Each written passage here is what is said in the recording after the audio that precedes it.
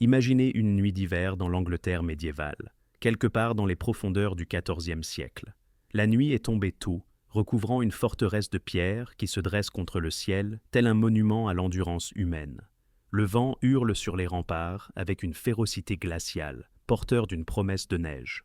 Dans une tour au-dessus du corps de garde, un soldat emmitouflé dans des couches de laine monte la garde, son souffle formant des nuages de vapeur dans l'air glacial. Les murs de pierre qui l'entourent, assez épais pour résister aux béliers et aux engins de siège, offrent une protection contre les flèches et les assauts, mais bien peu contre le froid pénétrant.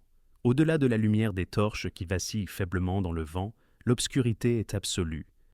Cet homme montera la garde pendant des heures, scrutant l'horizon à la recherche de menaces qui ne viendront peut-être jamais, luttant non seulement contre des ennemis potentiels, mais aussi contre un adversaire plus immédiat, l'hiver impitoyable lui-même. Comment les gardes médiévaux ont-ils survécu à des conditions aussi brutales, nuit après nuit, hiver après hiver, pendant des siècles? Dans cette exploration, vous découvrirez la remarquable combinaison d'ingéniosité, de technologie et d'organisation qui a rendu le guet nocturne en hiver non seulement survivable, mais durable à travers les générations. Nous révélerons les innovations architecturales qui ont transformé les forteresses de pierre en positions défensives habitables, offrant un abri même dans les conditions les plus rudes. Vous découvrirez les systèmes sophistiqués de superposition de couches qui tenaient les gardes au chaud lorsque les températures chutaient, et le vêtement particulier qui a sauvé d'innombrables vies tout en servant également d'armure protectrice. Nous lèverons le voile sur les provisions de nourriture et de boissons qui soutenaient les hommes pendant des tours de garde de 9 heures dans une obscurité glaciale, y compris des boissons chaudes qui sembleraient étonnamment familières au goût moderne.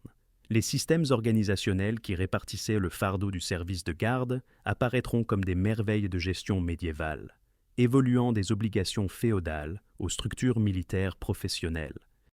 En chemin, nous remettrons en question les idées reçues sur la vie médiévale. Elle n'était ni aussi uniformément brutale que l'imagination populaire le suggère, ni aussi confortable que les romans de chevalerie pourraient le laisser entendre. La vérité, comme c'est souvent le cas, se situe dans un entre-deux plus nuancé et fascinant, où la créativité humaine a rencontré la nécessité environnementale, produisant des solutions qui résonnent dans la pratique militaire jusqu'à nos jours. Avant de pouvoir comprendre comment les gardes survivaient au guet hivernal, nous devons d'abord saisir ce que l'hiver signifiait réellement à l'époque médiévale. Le climat que nos ancêtres ont connu n'était pas identique au nôtre, et ces différences ont profondément façonné leur réalité quotidienne. L'Europe médiévale a connu des changements climatiques spectaculaires qui auraient fait la différence entre des conditions hivernales simplement difficiles et des conditions véritablement mortelles. D'environ 950 à 1250 de notre ère, l'Europe occidentale a bénéficié de ce que les climatologues appellent l'optimum climatique médiéval, avec des températures moyennes de 1 à 2 degrés Celsius plus chaudes que les conditions du début du XXe siècle. En Angleterre, des vignobles viables prospéraient dans des régions où le raisin peine aujourd'hui. La productivité agricole a bondi, les populations se sont développées et la chaleur relative a permis le grand âge de la construction de châteaux. Les gardes de cette époque faisaient face à des hivers froids, mais les conditions étaient légèrement plus clémentes que ce qui allait suivre. Puis, le climat a changé. Les températures moyennes ont chuté d'environ 13 degrés Celsius à 12,4 degrés, marquant le début du petit âge glaciaire, de 1300 à 1870.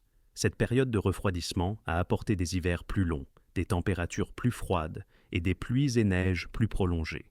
Le monde se refroidissait, et ceux qui montaient la garde sur les murs des châteaux allaient ressentir chaque fraction de cette baisse de température. Certaines décennies se sont avérées particulièrement brutales.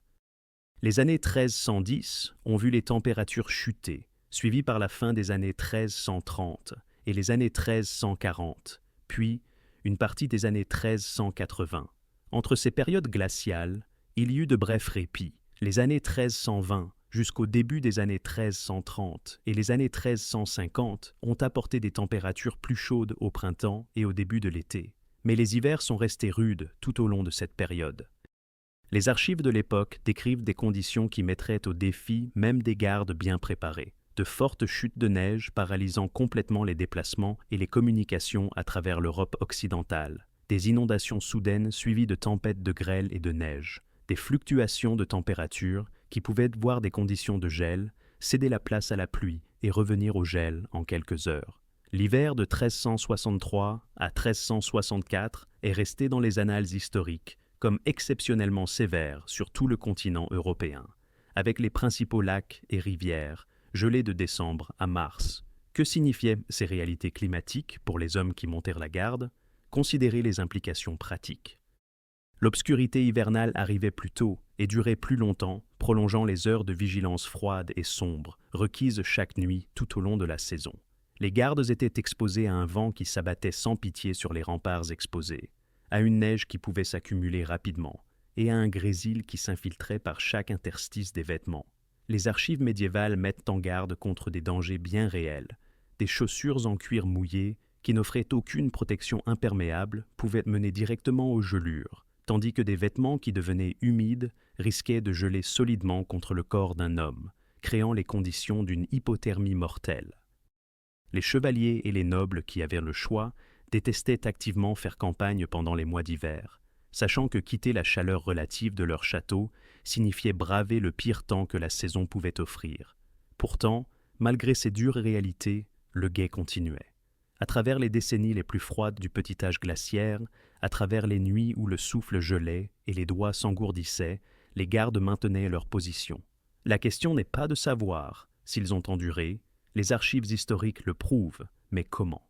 Quels outils, techniques et systèmes ont rendu une telle endurance possible? Bientôt, nous verrons comment la réponse commençait avec les pierres mêmes sous leurs pieds. L'architecture des châteaux ne visait pas simplement à tenir les ennemis à l'écart, elle a évolué pour maintenir les défenseurs en vie. Les châteaux médiévaux frappent les observateurs modernes comme des monuments à la puissance militaire, leurs murs imposants et leurs corps de garde impressionnants parlant de pouvoir et de défense. Pourtant, au sein de ces conceptions martiales, se cachait un objectif plus subtil, créer des espaces où les êtres humains pouvaient vivre, travailler et, ce qui est crucial pour notre propos, monter la garde pendant les nuits d'hiver sans périr d'exposition. L'évolution de l'architecture des châteaux révèle une compréhension sophistiquée que la capacité défensive dépendait directement du bien-être des défenseurs. Après tout, des gardes morts ou invalides ne pouvaient rien surveiller. Commençons par ce qui était souvent le point le plus fort, le corps de garde. Les fortifications du début du Moyen Âge comportaient de simples portes, mais au XIIe et XIIIe siècle, les corps de garde ont évolué pour devenir des forteresses dans la forteresse, s'élevant sur 2 ou 3 étages. Les étages supérieurs offraient un logement dédié aux gardes, un entrepôt pour les provisions et des chambres pour le connétable, le commandant du château. Ce n'était pas du luxe, mais cela représentait un abri contre les éléments tout en maintenant la capacité défensive. L'aménagement intérieur révèle une double fonction. Les rez-de-chaussée abritaient les mécanismes de la porte, les engrenages de la herse et des salles de garde, où les soldats pouvaient se réchauffer pendant leur tour.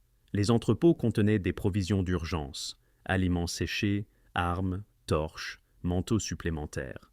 Les étages supérieurs comportaient des dortoirs pour les gardes et le connétable. En logeant le personnel de commandement et les gardes directement au-dessus de la position défensive critique, les concepteurs assuraient une réponse rapide tout en donnant aux gardes un abri entre les patrouilles. Les chambres pouvaient être petites et exiguës, mais comparées aux remparts balayés par le vent, elles étaient des havres de paix. Les tours à travers le château servaient des objectifs doubles similaires. Le mot même de garite, décrivant les quartiers d'un garde, dérive du vieux français garir, signifiant pourvoir ou défendre, un rappel linguistique que l'abri et la défense étaient des concepts inséparables. L'aménagement des tours suivait généralement une hiérarchie verticale. Les sous-sols contenaient souvent des sources d'eau, cruciales en cas de siège. Les rez-de-chaussée pouvaient être alloués à la garnison ou laissés vides comme entrepôts. Le premier étage au-dessus du sol logeait les gardes, positionnés pour répondre rapidement aux menaces, tout en ayant accès à des cheminées ou des braseros pour se chauffer. Les étages supérieurs pouvaient accueillir la famille du seigneur ou des invités d'honneur, l'élévation offrant à la fois sécurité et statut. La sagesse pratique de cet arrangement devient claire lorsque nous considérons une nuit d'hiver. Les gardes stationnés dans ces salles de tour bénéficiaient d'une protection contre le vent et les précipitations, d'un accès au chauffage et de la proximité d'autres soldats dont la chaleur corporelle contribuait à la température globale des quartiers exigus. Pourtant, ils restaient à leur poste défensif, capable de regarder à travers les archères ou, si nécessaire, de monter rapidement au sommet de la tour pour une vue plus large du paysage environnant. Les chemins de ronde eux-mêmes, les passages surélevés derrière les remparts où les gardes patrouillaient, intégraient des caractéristiques défensives qui servaient également de protection environnementale. Connus sous le terme français de chemin de ronde ou l'anglais allure, ces passages permettaient aux défenseurs de patrouiller au sommet des murs du château tout en étant protégés des flèches extérieures par les remparts. Les remparts eux-mêmes se composaient de sections solides alternées appelées merlons et d'ouvertures appelées créneaux ou créneaux. D'un point de vue défensif, les merlons offraient une couverture, tandis que les créneaux permettaient aux défenseurs de tirer des flèches ou de lancer des projectiles sur les attaquants. D'un point de vue de la survie, cependant, ces merlons solides servaient de brise-vent, créant des poches d'espace relativement protégées où les gardes pouvaient y s'abriter tout en maintenant leur surveillance. Un garde pouvait se tenir derrière un merlon pour se réchauffer légèrement, puis s'avancer vers un créneau pour scruter l'horizon, puis se retirer à nouveau, un rythme qui rendait les longues heures plus supportables. Peut-être qu'aucune caractéristique architecturale ne démontre mieux la double fonction de la conception des châteaux que l'archère.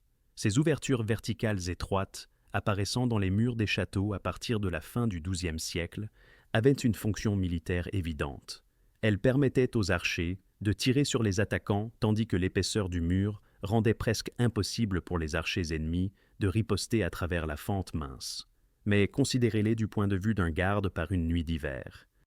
Le mur intérieur autour d'une archère était taillé en biais, créant un espace triangulaire appelé embrasure qui donnait à l'archer de la place pour manœuvrer son arc et tirer sous différents angles. Cette embrasure créait également un petit espace semi-clos où un garde pouvait se tenir partiellement protégé du vent. L'archère elle-même, tout en permettant une vue sur l'extérieur, était assez étroite pour bloquer la plupart du vent de pénétrer directement à l'intérieur. Certaines archères présentaient une conception en queue de poisson à la base, s'élargissant pour donner une meilleure vue de la base du mur et créant accessoirement un peu plus d'espace intérieur pour le garde. Au XIIIe siècle, des archères sont apparues tout autour des défenses des châteaux, ce qui signifiait que les gardes disposaient de nombreuses positions où ils pouvaient maintenir leur surveillance, avec au moins une certaine protection contre les éléments. Les plus grands châteaux pouvaient comporter des dizaines, voire des centaines de ces positions, permettant aux gardes de tourner entre elles, trouvant tout l'abri que l'architecture offrait. Certains châteaux allaient plus loin dans la protection de leurs défenseurs. Certains construisaient des hours, des galeries en bois couvertes temporaires, qui dépassaient du sommet des tours ou des murs, offrant une protection supérieure contre les flèches et les intempéries. Ces structures étaient généralement assemblées lors des sièges et pouvaient être recouvertes de peaux d'animaux humides pour la protection contre le feu. D'autres construisaient des passages couverts, reliant les tours, permettant aux gardes de se déplacer entre les positions sans être entièrement exposés à la pluie ou à la neige. La construction du château de Rochester au XIIe siècle comprenait des cheminées richement décorées dans sa tour principale, conçues pour chauffer non seulement la chambre, mais les pierres elles-mêmes, rendant les positions de garde considérablement plus confortables. Le schéma qui se dégage est clair. Les architectes de châteaux médiévaux comprenaient que la force défensive exigeait de défendre les défenseurs. Ils concevaient des structures qui offraient simultanément une capacité militaire et un abri humain, reconnaissant que l'un ne pouvait exister sans l'autre. Les pierres elles-mêmes devenaient la première ligne de défense contre l'assaut de l'hiver. Pourtant, l'architecture seule ne pouvait pas garder un homme au chaud pendant un tour de garde de 9 heures en hiver. Pour cela, les soldats médiévaux comptaient sur ce qu'ils portaient, et les systèmes vestimentaires qu'ils ont développés étaient remarquablement sophistiqués. Si l'architecture du château fournissait la coquille de protection, les vêtements fournissaient le cocon personnel qui maintenait les gardes en vie dans des conditions glaciales. Les vêtements médiévaux pourtant froids ne consistaient pas simplement à enfiler le vêtement le plus épais disponible en espérant le meilleur. Au lieu de cela, ils représentaient un système soigneusement évolué de superposition, de sélection de matériaux et de conception pratique qui anticipait des principes que les amateurs de plein air modernes reconnaîtraient immédiatement. Au cœur de ce système se trouvait la laine. Cette fibre naturelle, disponible dans toutes les classes sociales, offrait de la chaleur sans poids excessif, une déperlance naturelle qui aidait à repousser la pluie et la neige, et une capacité à retenir la chaleur même lorsqu'elle était humide, cruciale dans les conditions hivernales humides. Du plus humble fantassin au plus haut noble, Les vêtements d'hiver signifiaient la laine. La superposition commençait avec des sous-vêtements en lin contre la peau. Les braies, des shorts amples tenus par une ceinture, venaient en premier, puis une chemise en lin s'étendant jusqu'à mi-cuisse ou aux genoux. Ces couches de lin absorbaient la sueur et créaient une barrière empêchant la laine de démanger contre la peau, tout en évacuant l'humidité pour prévenir une humidité dangereuse. Les couches intermédiaires mettaient la laine en jeu. Les chausses, des jambières en laine, couvraient les jambes du pied à la taille, attachées à la ceinture. Ces vêtements substantiels fournissaient une véritable isolation. Par-dessus la chemise en lin venait une tunique ou une cotte en laine, longue jusqu'aux genoux ou à la cuisse et ceinturée à la taille. Les gardes superposaient plusieurs tuniques en hiver, chacune ajoutant de l'isolation sans volume excessif. La ceinture créait un effet de blousage qui emprisonnait l'air chaud tout en permettant un ajustement. Pour les soldats et les hommes d'armes, cependant, le vêtement vraiment remarquable était le gambison. Les gens modernes pensent souvent à l'armure médiévale en termes de métal, cotte de mailles, armure de plaques, aume brillant.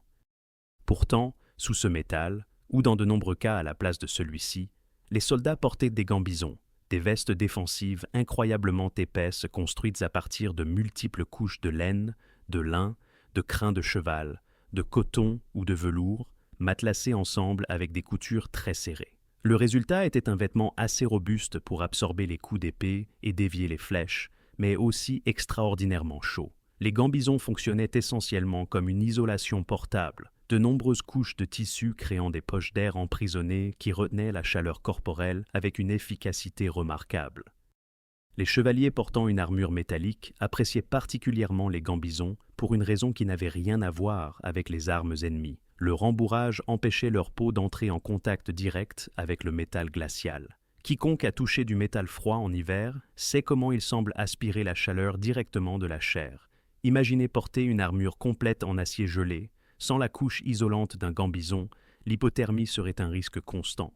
Pour les gardes qui pouvaient se porter une armure partielle ou simplement le gambison seul, ce vêtement fournissait une chaleur qui servait également de défense, ce qui en faisait peut-être la pièce d'équipement militaire la plus pratique de l'arsenal médiéval. Les couches extérieures complétaient le système. Un lourd manteau de laine, s'étendant généralement au-delà des genoux et souvent équipé d'une capuche, servait de barrière finale contre le vent et les précipitations. Ce n'étaient pas des accessoires décoratifs, mais des vêtements substantiels, de plusieurs couches d'épaisseur, qui fonctionnaient essentiellement comme des couvertures portables. Pour les chevaliers et les nobles, les manteaux pouvaient être richement décorés d'insignes ou de blasons, mais leur poids et leur couverture restaient la priorité. Les sources contemporaines décrivent ces manteaux comme incroyablement lourds, ce qui était précisément le but. Ce poids représentait suffisamment de matière pour faire une réelle différence dans des conditions froides. Des articles supplémentaires complétaient la garde-robe d'hiver. Des chapeaux ou des capuches en laine protégèrent la tête et les oreilles, où la perte de chaleur peut être particulièrement sévère. Des moufles, plus pratiques pour maintenir la chaleur que des gants à doigts individuels, permettaient aux gardes de garder leurs mains fonctionnelles, même par grand froid. Certains gardes bourraient de la paille dans leurs bottes pour une isolation supplémentaire, une technique simple mais efficace, qui créait une couche supplémentaire d'air emprisonné autour des pieds. Les gardes plus riches pouvaient avoir des manteaux ou des tuniques doublées de peau de mouton ou de fourrure d'écureuil et d'autres animaux, ajoutant à la fois isolation et statut. Ce système de superposition possédait une élégante praticité. Il était ajustable. Un garde engagé dans une activité intense, patrouillant sur les murs, montant des escaliers, transportant de l'équipement, pouvait enlever son manteau pour éviter la surchauffe et une transpiration dangereuse. Dans une position plus abritée, ou pendant des périodes plus calmes, il pouvait s'envelopper complètement, peut-être même en tirant le manteau sur sa tête pour créer une tente personnelle de chaleur. Les multiples couches signifiaient que si l'une devenait humide, les autres fournissaient encore une certaine isolation, donnant le temps de sécher ou de changer de vêtements. Pourtant, ce système vestimentaire sophistiqué comportait des dangers importants que les gardes devaient comprendre et respecter. La plus grande menace était l'humidité. Un manteau de laine pouvait repousser une légère neige ou pluie, mais de fortes précipitations, ou, pire, une chute dans l'eau ou la neige profonde, pouvaient saturer le tissu. La laine humide conservait certaines propriétés isolantes, mais un gambison trempé pouvait geler solidement par grand froid, se transformant de vêtements protecteurs en une prison rigide et inductrice d'hypothermie. Les chaussures et bottes en cuir, chaussures standards de l'époque, n'offraient pratiquement aucune protection imperméable. Un garde négligent qui laissait ses pieds se mouiller courait un risque réel de gelure, une condition reconnue et redoutée dans les opérations militaires depuis au moins la Grèce antique, où des récits datant d'environ 400 avant notre ère décrivent les dommages atroces de la chair gelée. Les soldats et les gardes médiévaux comprenaient intimement ces risques. Ils savaient qu'il fallait secouer la neige des manteaux avant qu'elle ne puisse fondre et s'infiltrer. Ils apprenaient à reconnaître les premiers signes de gelure aux doigts et aux orteils, l'engourdissement, les changements de couleur, la dangereuse tentation d'ignorer le problème. Ils développèrent des techniques pour rester suffisamment en mouvement pour maintenir la circulation sans transpirer au point d'humidifier leurs couches. Ce n'était pas de l'instinct, mais une connaissance acquise, transmise des gardes vétérans aux nouvelles recrues, littéralement une information de survie. Le système vestimentaire révèle quelque chose d'important sur la culture médiévale. Ce n'étaient pas simplement des gens primitifs endurant ce qu'ils devaient. Ils appliquaient la science des matériaux, comprenant les propriétés de la laine, des connaissances physiologiques, reconnaissant comment la superposition et l'air emprisonné fournissaient une isolation et une expérience pratique, apprenant ce qui fonctionnait par essai et erreur, pour résoudre un problème potentiellement mortel. Les solutions qu'ils ont développées, superposition, utilisation de matériaux naturels, équilibre entre couverture et mobilité, restent des pratiques saines pour le temps froid 8 siècles plus tard. Mais même les meilleurs vêtements du monde ne pouvaient pas soutenir un garde pendant un tour de 9 heures sans autre chose. Du carburant pour le moteur humain sous forme de nourriture et de boissons, et des sources de chaleur externes pour compléter la chaleur corporelle. Un corps humain travaillant dans des conditions froides brûle des calories à un rythme prodigieux. Les calculs modernes suggèrent que les soldats engagés dans une activité intense en conditions hivernales pourraient avoir besoin de 5000 calories par jour pour maintenir leur poids corporel et leur fonction, plus du double de ce dont une personne sédentaire a besoin. Les commandants et administrateurs de châteaux médiévaux ne comptaient peut-être pas les calories en ces termes, mais ils comprenaient la vérité fondamentale. Les gardes avaient besoin de nourriture et de boissons substantielles, sinon ils failliraient à leur devoir, non par manque de volonté, mais par simple effondrement physiologique. Les rations de base pour les soldats de château reflétaient cette réalité. Les archives historiques indiquent que les individus consommaient jusqu'à 4 livres de nourriture par jour, une quantité stupéfiante selon les normes modernes, mais nécessaire pour les exigences physiques qui leur étaient imposées. La base de ce régime se composait d'amidon, blé, avoine, pois, haricots et orge, préparés sous diverses formes. Le pain jouait un rôle crucial, bien qu'il soit périssable, et les soldats en consommaient en quantités qui sembleraient excessives aujourd'hui. Mais le véritable aliment de base était le potage, un ragoût de légumes épais et copieux qui pouvait mijoter pendant des heures, incorporant tous les ingrédients disponibles. Le potage fournissait une nourriture essentielle sous une forme chaude, rassasiante et facile à digérer. Pour un garde sortant d'un guet hivernal, un bol de potage fumant représentait un soulagement immédiat, réchauffant de l'intérieur. La viande complétait ces aliments de base d'origine végétale. Les rations des soldats comprenaient souvent du hareng ou de la morue, des poissons de rivière séchés qui pouvaient être conservés pendant de longues périodes. Le porc apparaissait plus fréquemment que le bœuf, car les porcs étaient élevés dans tout le pays et le porc pouvait être conservé par salaison, à condition de pouvoir se permettre le sel, qui était lui-même une denrée précieuse. Les archives historiques des maisons royales indiquent l'échelle massive de l'approvisionnement en viande requis. Les grandes forces militaires consommaient des centaines de bovins, des milliers de moutons et des quantités substantielles de porc au cours des saisons de campagne, tandis que les cuisiniers des châteaux pouvaient se préparer des cygnes, des ponts, des alouettes et des hérons pour les tables nobles. Les gardes recevaient une nourriture plus simple, mais elle était substantielle et nourrissante. La couronne distribuait périodiquement des vivres directement, pain, potage, poissons salés et surtout de la bière ou du vin. Cela nous amène à un aspect important de l'approvisionnement médiéval. La boisson était aussi importante que la nourriture, peut-être même plus pendant les nuits d'hiver. Les gens du Moyen Âge buvaient généralement toute l'eau propre disponible dans les puits ou les sources, et contrairement à un mythe persistant, ils n'avaient pas peur de l'eau. Chaque village et château entretenait au moins un puits, et l'eau propre était généralement accessible. Cependant, pour les gardes de service, d'autres boissons offrirent des avantages spécifiques.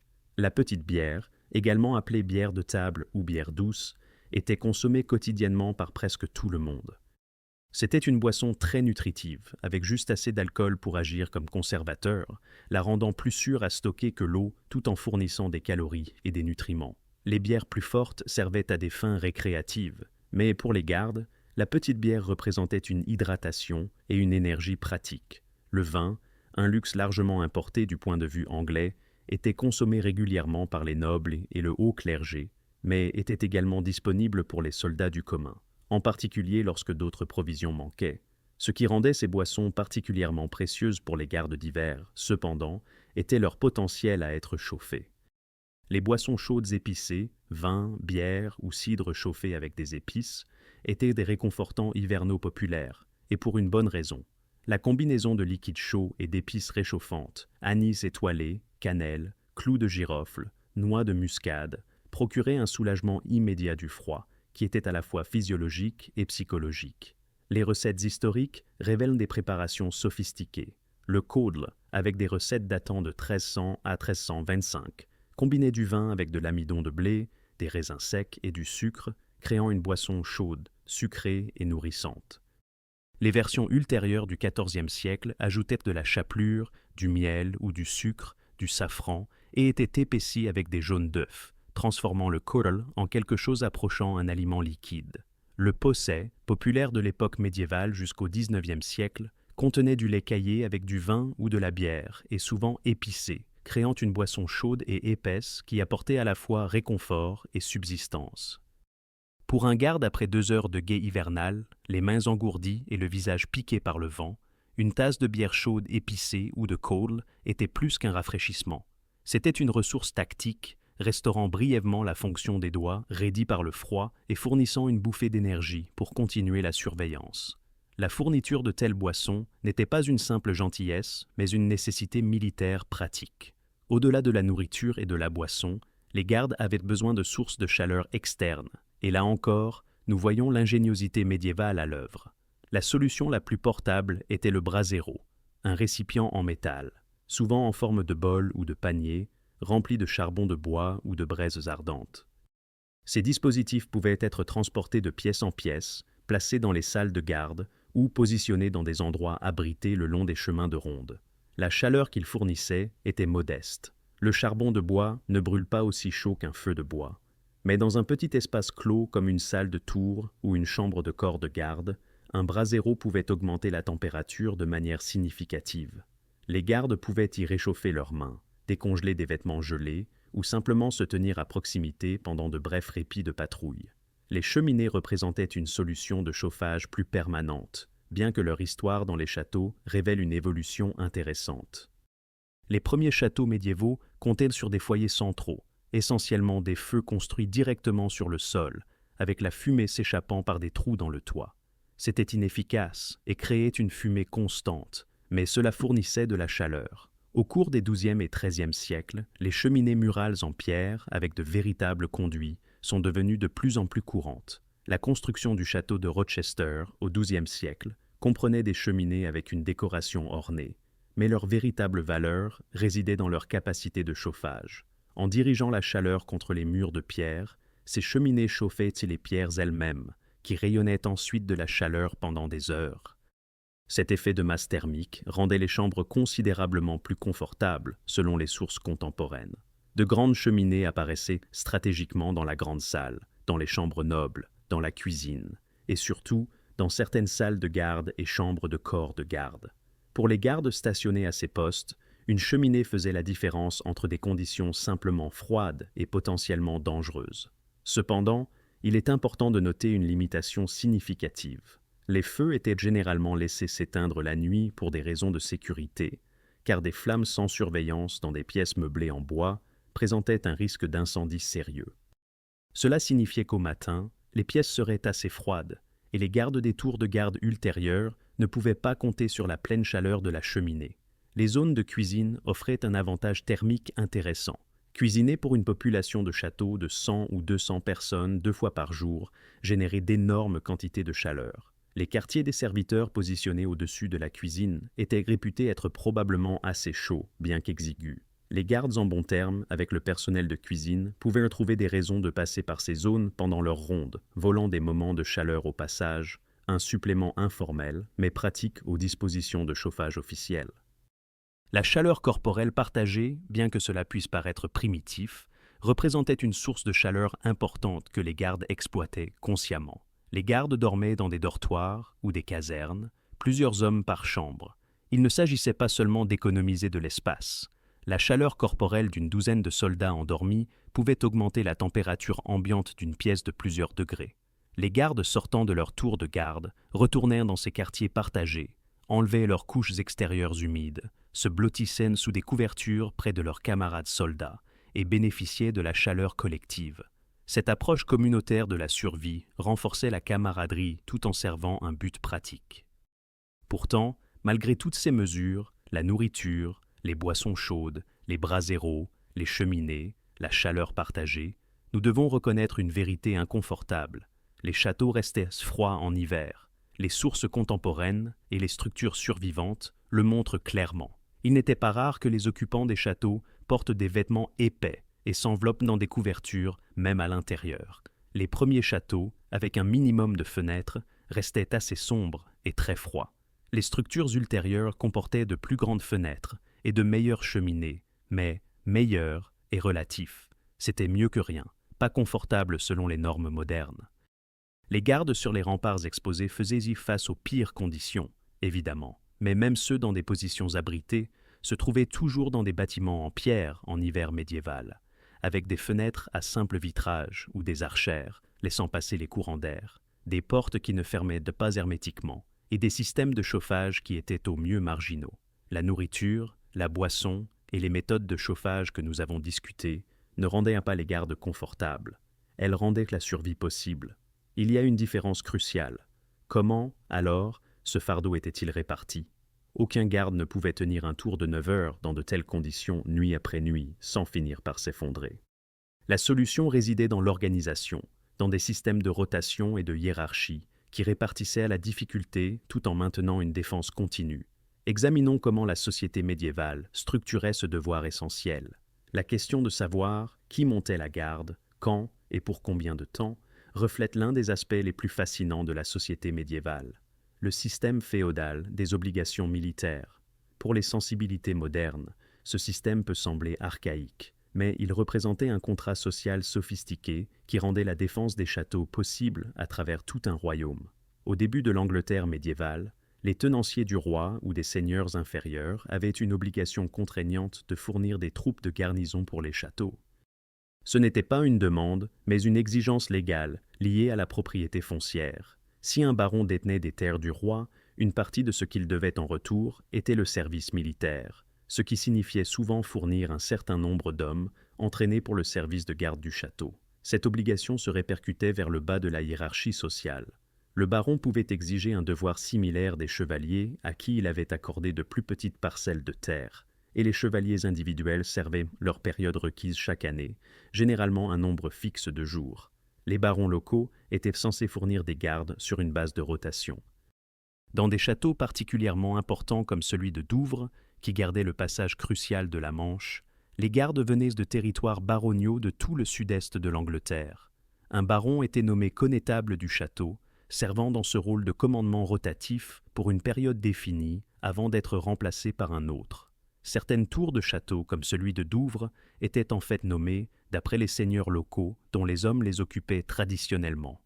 Un rappel permanent des liens féodaux qui rendirent la garnison possible. Ce système avait des avantages et de sérieuses limitations.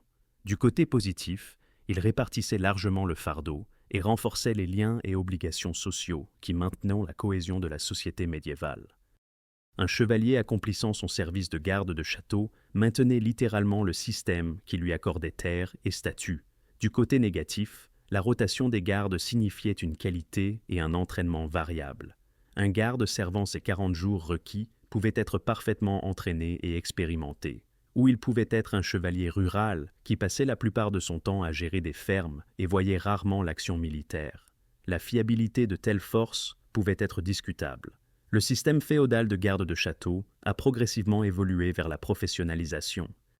La pratique de convertir le service militaire personnel en paiement en espèces appelé équage ou rente de garde de château existait depuis un certain temps, mais le grand siège du château de Douvres en 1216 a accéléré ces réformes. Le siège a exposé les limites des levées féodales rotatives et a démontré la valeur des garnisons permanentes et professionnelles. Au XIIIe siècle, cette transition était bien avancée. Au lieu de servir physiquement, les barons payèrent de plus en plus d'argent qui servait à entretenir des forces permanentes de soldats qui servaient toute l'année plutôt que pour des périodes limitées. Cette évolution du service féodal à la garnison professionnelle était motivée par une nécessité militaire pratique. Les soldats permanents étaient si plus constamment entraînés, plus familiers avec les défenses et les procédures de leur château spécifique, et plus fiables en cas de crise. Ils se connaissaient, travaillaient comme des unités cohésives et développaient les connaissances institutionnelles qui permettaient le bon déroulement d'opérations complexes comme les rotations de garde en hiver. Le passage aux garnisons payées représentait la reconnaissance par la société médiévale qu'une défense efficace exigeait un service militaire professionnel, que les gardes servent par obligation féodale ou par contrat professionnel. La hiérarchie de commandement au sein d'un château suivait des schémas établis. Au sommet se tenait le châtelain, aussi appelé le connétable, qui supervisait toutes les opérations du château, y compris la défense. C'était le représentant direct du seigneur, responsable de tout, de l'approvisionnement aux fortifications, en passant par le commandement de la garnison en l'absence du seigneur. Le connétable avait généralement ses appartements dans le corps de garde, le plaçant au centre physique de l'appareil défensif du château. Sous le châtelain venait le commandement militaire. Le commandant de la garde dirigeait tout le personnel militaire, traduisant les directives stratégiques du châtelain en déploiement tactique. Le maréchal servait de commandant en second avec la responsabilité spécifique de la discipline militaire et de l'organisation de la garnison. C'est lui qui s'assurait que les tours de garde étaient correctement pourvus, que les rotations se déroulaient comme prévu, que l'équipement était entretenu et que les soldats restaient aptes au service. À bien des égards, le maréchal était la figure clé pour rendre le guet hivernal durable, car il équilibrait les exigences concurrentes de la couverture défensive, du bien-être des gardes et du maintien de l'état de préparation. Des rôles opérationnels complétaient la structure. Le portier contrôlait l'accès aux portes du château, une position d'une confiance énorme et d'une importance tactique. Les guetteurs étaient si spécifiquement désignés pour surveiller le château la nuit, postés sur les murs et dans les tours. Les archers et les arbalétriers occupaient des positions au point stratégique où leurs armes spécialisées pouvaient être les plus efficaces. Les soldats du commun effectuèrent des tâches de garnison générale, patrouiller sur les murs, manœuvrer la herse et le pont-levis, entretenir l'équipement et servir les tours de garde en rotation avec leurs camarades. La taille de ces garnisons variait considérablement en fonction de l'importance du château et du fait que les conditions étaient pacifiques ou menaçantes. Les petits châteaux en temps de paix pouvaient entretenir une douzaine de soldats ou moins, assez pour une couverture minimale, mais exigeant de chaque garde de longs et exigeants tours de service. Les plus grands châteaux entretenaient des garnisons permanentes de 50 à 100 hommes ou plus, permettant des rotations plus fréquentes et des tours individuels plus courts. En cas de siège, la taille de la garnison explosait. Le château de Douvres pendant le siège de 1216, par exemple, abritait 140 chevaliers et bien plus d'hommes d'armes, une force énorme qui transformait complètement les schémas de service. Après le siège, reconnaissant l'importance critique de Douvres, la couronne a établi une garnison permanente de 1000 hommes, dépassant de loin les effectifs typiques en temps de paix. Cela nous amène à la question pratique des rotations de service. Le chronométrage médiéval divisait la nuit en veilles, généralement des périodes de 3 à 4 heures qui structuraient le service de garde. La progression de la nuit se déroulait comme suit. La première veille de 18 à 21 heures, la veille du milieu de 21 heures à minuit, la troisième veille de minuit à 3 heures du matin et la quatrième veille de 3 à 6 heures du matin. Les gardes tournaient à travers ces veilles, certains servant une veille par nuit, d'autres dans de plus grandes garnisons, ne servant potentiellement qu'une nuit sur 2 ou même moins fréquemment. Le processus de rassemblement avait son propre rituel. En hiver, les hommes se rassemblaient à 9 heures du soir, au poste de garde ou à la salle de garde. Le bedeau de garde, un officiel spécifiquement chargé de cette tâche, faisait l'appel, inscrivant le nom de chaque garde dans un livre. Ce n'était pas de la bureaucratie pour le plaisir. C'était une question de responsabilité, s'assurant qu'aucune position ne restait sans surveillance et établissant un registre de qui était responsable de quelle veille. Après l'appel, le maréchal ou le commandant de la garde assignait des positions spécifiques, qui patrouilleraient sur le mur est, qui tiendrait le corps de garde, qui occuperait des tours particulières. Des porteurs de torches éclairaient les positions, alors que l'obscurité tombait complètement et la veille commençait. Les tours de service en hiver présentaient des défis particuliers. Certains gardes, en particulier dans les petites garnisons, pouvaient servir pendant 9 heures complètes, essentiellement une nuit d'hiver entière. C'était extraordinairement exigeant, nécessitant des réserves de volonté et d'endurance physique qui mettaient à l'épreuve même les soldats expérimentés. L'équilibre était délicat. Les commandants de garnison avaient besoin d'une couverture adéquate de toutes les positions défensives, mais ils ne pouvaient pas épuiser leur garde au point de l'effondrement ou d'une inattention dangereuse. Au-delà de la veille de nuit, les soldats ordinaires faisaient face à de nombreuses tâches supplémentaires qui remplissaient leur journée. Ils entretenaient leurs armes, gardant les lames affûtées et l'armure huilée contre la rouille. Ils se maintenaient en forme physique par des exercices et des entraînements, affinant leurs compétences de combat même en temps de paix. Les chevaliers s'entraînaient à cheval, participaient à des simulacres de bataille et s'entraînaient à l'escrime, au tir à l'arc et à la joute. Tous les gardes effectuèrent des patrouilles quotidiennes, inspectant les murs du château et les environs pour des menaces potentielles, vérifiant que les fortifications restaient solides et que rien de suspect n'apparaissait à l'horizon. Cet emploi du temps exigeant, tâches quotidiennes, entraînement, inspection, puis rotation de la veille de nuit, signifiait que les gardes jouissaient rarement de longues périodes de repos. Le système fonctionnait parce qu'il devait fonctionner, car l'alternative était des châteaux non défendus et l'effondrement de la stratégie défensive médiévale. Le fardeau était réel, mais il était réparti par l'organisation, la hiérarchie et la rotation de manière à le rendre supportable. La théorie et l'organisation ne peuvent cependant nous en dire qu'une partie. Pour vraiment comprendre comment les gardes survivaient aux nuits d'hiver, nous devons suivre une veille réelle, en faisant l'expérience de la réalité de la pierre froide et des heures sombres. La journée commence bien avant la veille. Les serviteurs se lèvent, alors que l'obscurité pèse encore contre les fenêtres étroites, se déplaçant dans les couloirs froids pour allumer les feux dans la cuisine et la grande salle. Notre garde hypothétique, Thomas, a la journée pour se préparer à son service de ce soir. Le premier repas, servi entre 10 heures du matin et midi, est substantiel par nécessité. Ces 5000 calories doivent venir de quelque part. Thomas mange copieusement. Pain, potage épais de pois et de haricots, poissons séchés, le tout arrosé de petites bières. L'après-midi se passe en activités requises, entretien de l'équipement, vérification des bottes pour les trous laissant passer l'humidité, examen de son manteau, affûtage de son arme. Il participe à des exercices qui maintiennent ses compétences aiguisées et son corps au chaud. Alors que l'après-midi d'hiver s'estompe, Thomas commence ses préparatifs. D'abord, la superposition, brais et chemise de lin, chausses de laine attachées à sa ceinture, tunique de laine ceinturée à la taille. Par-dessus, une deuxième tunique. La nuit sera particulièrement froide.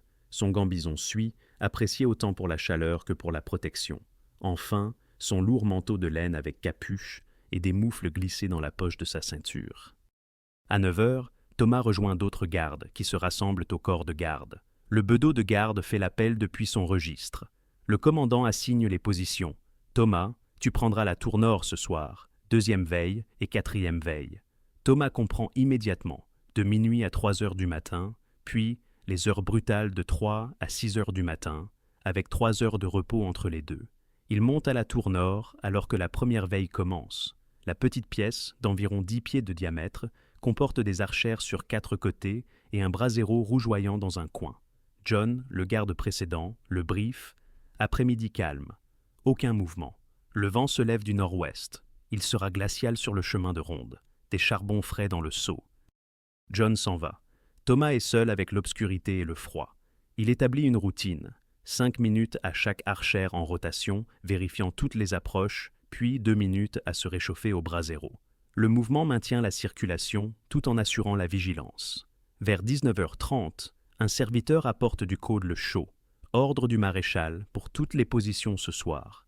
Thomas accepte avec gratitude. La première gorgée est presque douloureuse contre le froid, mais la chaleur se propage dans sa poitrine et son ventre, restaurant brièvement sa vigilance. C'est la valeur tactique des boissons chaudes, une nécessité, pas un luxe. À minuit, la cloche de la chapelle sonne 12 fois. Thomas descend sur le chemin de ronde pour sa patrouille et le vent le frappe immédiatement, une présence constante et amère qui traverse chaque couche. Le chemin s'étend sur 5 pieds de large, avec des remparts offrant une couverture intermittente et des torches brûlant tous les 20 pieds, les flammes fouettant sauvagement. Entre les flaques de lumière, l'obscurité se fait pressante. Son itinéraire s'étend sur 200 pieds dans chaque direction, un circuit qu'il parcourra continuellement pendant 3 heures. À chaque merlon, il s'arrête brièvement à l'abri, vérifiant le paysage. À chaque créneau, il s'expose entièrement pour scruter les approches. Le froid est multiforme, le vent volant la chaleur de la peau exposée, la pierre conduisant le froid vers le haut à travers les semelles des bottes, les mains s'engourdissant malgré les moufles. Il continue de bouger, fléchissant les doigts, soufflant occasionnellement de l'air chaud sur sa main avant de la recouvrir rapidement. 1 heure après le début de la patrouille, la neige commence à tomber. Thomas observe attentivement. De la laine humide à ces températures pourrait être mortelle. Il secoue périodiquement ses épaules, délogeant l'accumulation. Le paysage disparaît dans l'obscurité et la neige. Il surveille l'obscurité elle-même, confiant que toute menace s'annoncera par la lumière ou le son. C'est la réalité. Non pas une vigilance dramatique, mais une attention harassante à la chance que quelque chose émerge.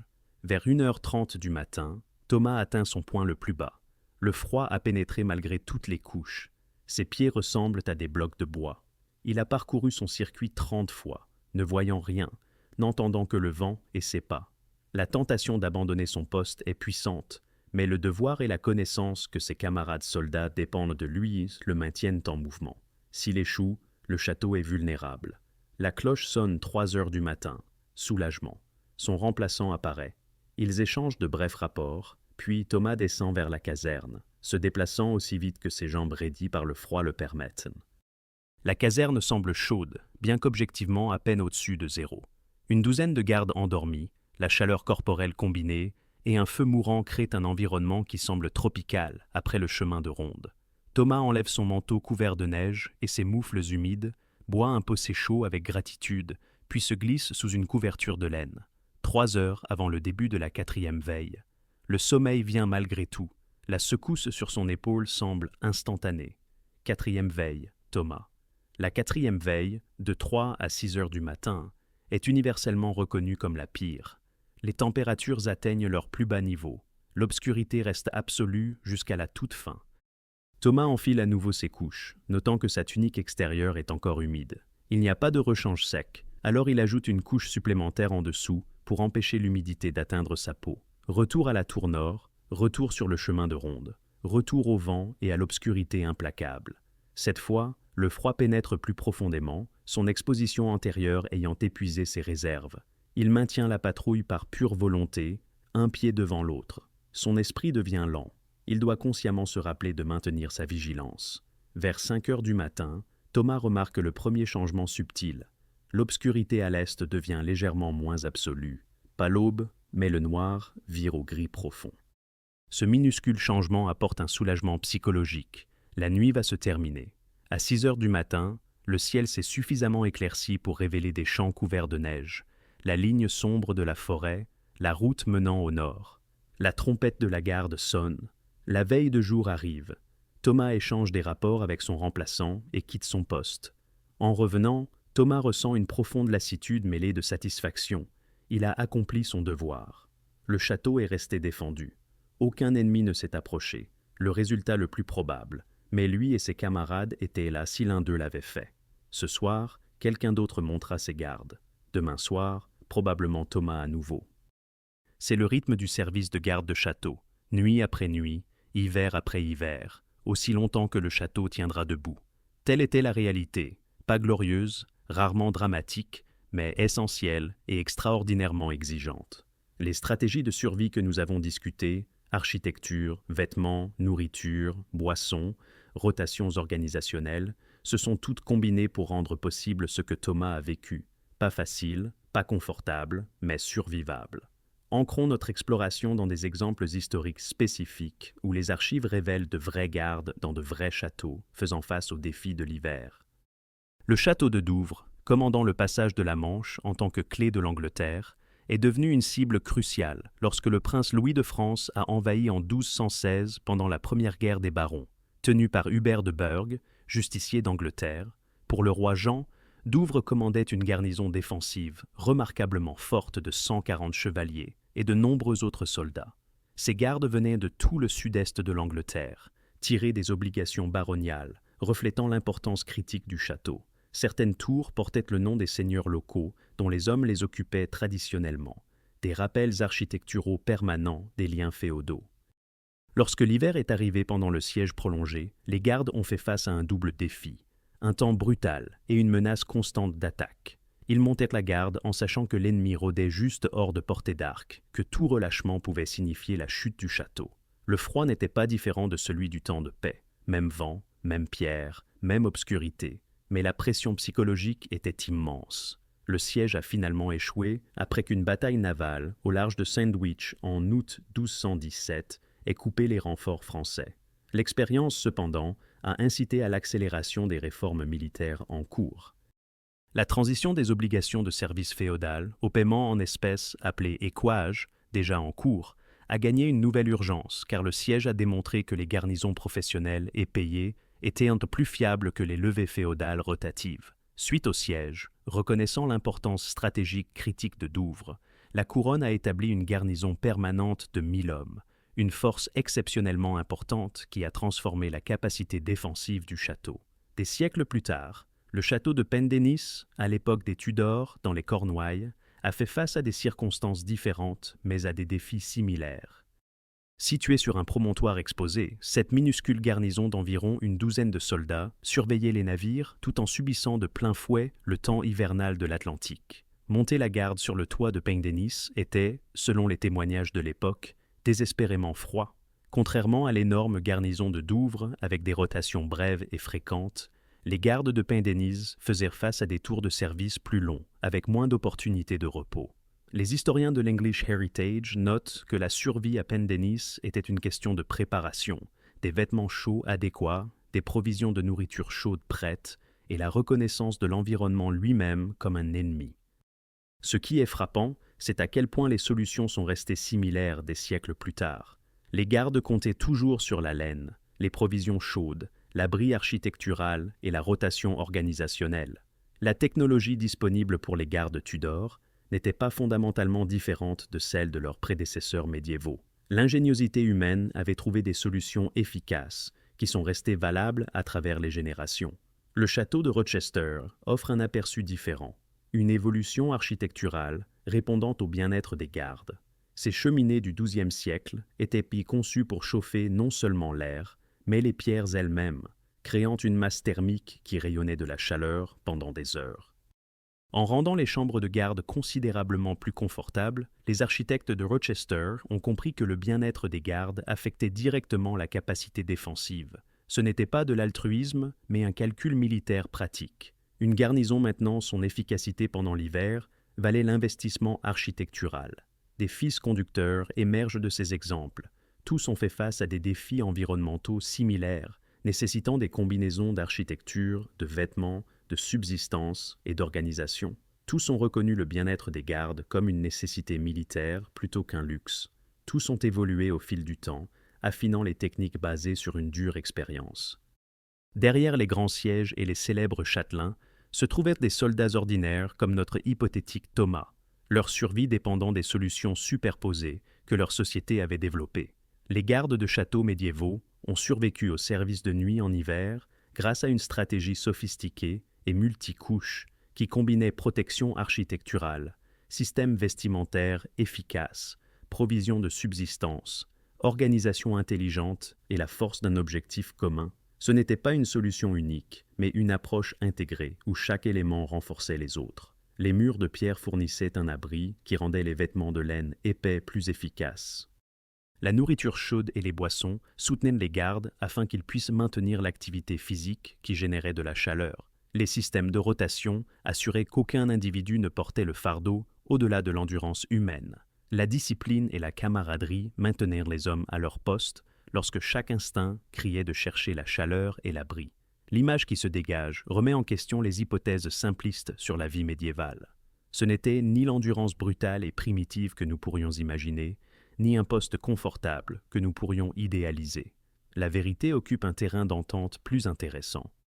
Les gens du Moyen Âge faisaient face à de véritables défis environnementaux, des températures et des conditions qui pouvaient tuer, mais ils n'étaient pas des victimes impuissantes de leur climat.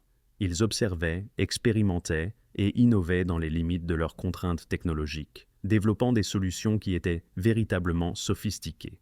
Le système de superposition pour les vêtements, la compréhension des propriétés de la laine, l'intégration architecturale des caractéristiques défensives et d'abri, l'évolution des obligations féodales aux garnisons professionnelles, chacun représente une intelligence appliquée résolvant des problèmes pratiques.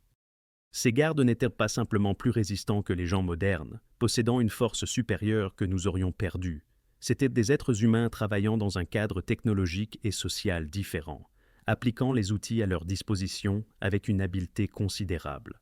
Un soldat moderne équipé de la technologie médiévale ferait face aux mêmes défis et aurait besoin des mêmes solutions.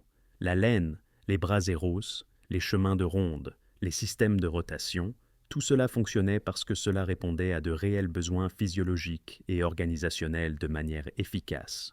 En regardant en arrière depuis la perspective d'aujourd'hui, les parallèles sont frappants. Les installations militaires modernes dans des climats extrêmes, bases arctiques, avant-postes de montagne, font face à des défis fondamentalement similaires. Comment maintenir la vigilance dans des conditions difficiles? Comment soutenir la fonction humaine lorsque l'environnement la menace? Comment organiser les rotations de services qui équilibrent la couverture et le bien-être individuel? Les technologies spécifiques diffèrent considérablement. Les soldats modernes ont une isolation synthétique, un chauffage fiable, des communications avancées. Mais les principes sous-jacents demeurent. Superposez vos défenses, faites tourner votre personnel, maintenez les lignes d'approvisionnement, reconnaissez que le bien-être du défenseur détermine l'efficacité défensive. Les gardes médiévaux ont enseigné des leçons qui restent pertinentes. Premièrement, que l'adaptation humaine aux environnements difficiles nécessite des approches systématiques. Aucune solution unique ne suffit, mais de multiples stratégies de renforcement peuvent réussir. Deuxièmement, que le bien-être individuel et l'objectif collectif sont inséparables. Les organisations qui épuisent leurs membres finissent par échouer. Troisièmement, que les connaissances pratiques accumulées par l'expérience et transmises à travers les générations constituent une technologie sophistiquée à part entière. Le garde vétéran enseignant à une nouvelle recrue comment reconnaître les gelures, quand secouer la neige d'un manteau, comment rythmer une patrouille pour maintenir la chaleur, ce transfert de connaissances était aussi crucial que n'importe quelle innovation architecturale. L'importance historique de ces gardes s'étend au-delà de l'histoire militaire. Ces hommes, montant la garde pendant les nuits d'hiver, étaient la mince ligne qui permettait à la civilisation médiévale de fonctionner. Les seigneurs pouvaient dormir dans leurs chambres, les villageois pouvaient cultiver leurs champs, les marchands pouvaient parcourir les routes, tout cela parce que les gardes maintenaient leur vigilance quelles que soient les conditions. Ce n'était pas un devoir glorieux célébré dans les chansons, c'était un travail harassant, dangereux et essentiel accompli par des soldats ordinaires dont nous connaissons rarement les noms. Pourtant, leur effort collectif, multiplié à travers des milliers de châteaux et des centaines d'années, a rendu la société médiévale possible. L'héritage persiste de manière inattendue. L'architecture des châteaux encore debout à travers l'Europe témoigne de l'efficacité de conception qui équilibrait défense et habitabilité. Les principes d'organisation militaire développés dans les garnisons médiévales, hiérarchie de commandement claire, système de rotation, intégration de la logistique et de la tactique, ont influencé la pratique militaire pendant des siècles. Même les techniques vestimentaires restent valables. Le principe de superposition, la valeur de la laine, le danger de l'humidité par temps froid, tout cela est encore enseigné à quiconque s'aventure dans des environnements froids. Peut-être plus important encore, ces gardes nous rappellent que les gens ordinaires confrontés à des circonstances extraordinaires trouvent des moyens d'endurer grâce à la coopération, à l'ingéniosité et à un objectif commun. Le garde en service d'hiver avait froid, s'était fatigué et souvent effrayé, mais il n'était pas seul. Ses camarades soldats partagèrent le fardeau, les commandants fournissaient l'abri et la subsistance qu'ils pouvaient, et le système répartissait la difficulté afin qu'aucun individu ne la supporte continuellement. La société médiévale a survécu, non pas malgré la dureté de la vie, mais parce qu'elle a développé des structures pour rendre les vies difficiles supportables. Lorsque nous imaginons les gardes de châteaux médiévaux en service d'hiver, nous ne devrions imaginer ni des victimes souffrantes, ni des guerriers invulnérables, mais des professionnels qualifiés appliquant des générations de connaissances accumulées pour survivre à des conditions qui étaient réellement dangereuses. Ils ont réussi grâce à la combinaison d'une architecture intelligente qui fournissait un abri, de vêtements de laine efficaces qui retenèrent la chaleur, de nourriture et de boissons chaudes qui alimentèrent les corps et les esprits, de rotations organisationnelles judicieuses qui prévenaient l'épuisement, et d'un soutien mutuel qui rappelait à chaque garde qu'il n'affrontait pas l'obscurité seul. Leur succès est un témoignage de l'adaptabilité humaine, de la capacité remarquable de notre espèce à trouver des solutions lorsque la nécessité l'exige. Merci de m'avoir rejoint dans cette exploration de la manière dont les gardes de châteaux médiévaux survivaient au service de nuit en hiver.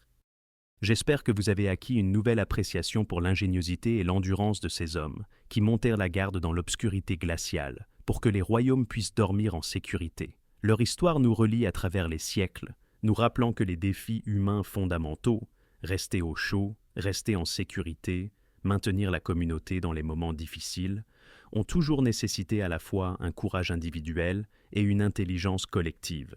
Si vous avez apprécié cette plongée dans la vie médiévale, je serais ravi que vous laissiez un j'aime à cette exploration et que vous la partagiez avec d'autres personnes intéressées par la façon dont les gens ordinaires vivaient à des époques extraordinaires. Abonnez-vous pour plus d'enquêtes sur les réalités quotidiennes de la vie historique, où nous regardons au-delà des batailles et des rois pour comprendre les solutions pratiques qui ont rendu la civilisation possible. Et j'adorerais lire vos réactions dans les commentaires. Quel aspect du service de garde de château auriez-vous trouvé le plus difficile?